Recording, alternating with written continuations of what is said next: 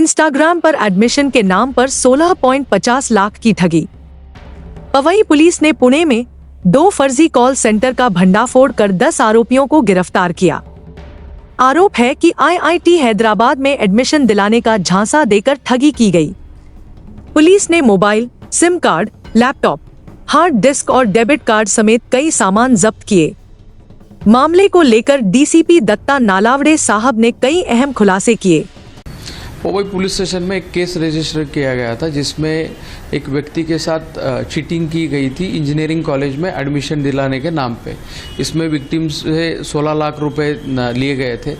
जब इस केस का इन्वेस्टिगेशन किया गया तो हमें पता चला कि इसके पीछे एक वेल ऑर्गेनाइज्ड ग्रुप काम कर रहा है और ये लोग सोशल मीडिया पे पेड एडवर्टाइजेस पोस्ट करके जो लोग इस एडवर्टाइज में इंटरेस्ट दिखाते हैं उनसे कांटेक्ट करते हैं। फिर उनसे जो ये 2 कॉल सेंटर्स हमने बस किए वहाँ से कुछ लोग उनके कांटेक्ट में रहते थे।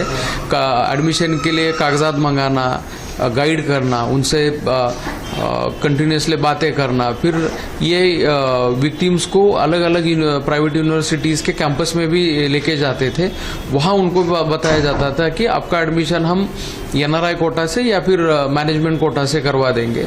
तो इसी जानकारी के आधार पर हमने जब ये सर्च ऑपरेशन कंडक्ट किया तो उसमें हमने 10 लोगों को अरेस्ट किया है और उनके पास से 22 सेलफोन्स और बाकी बहुत सारे आर्टिकल्स हमने जब्त किए हैं। जो हमारा टोटल सीजर है उसकी वैल्यू 1,35,00,000 रुपए है।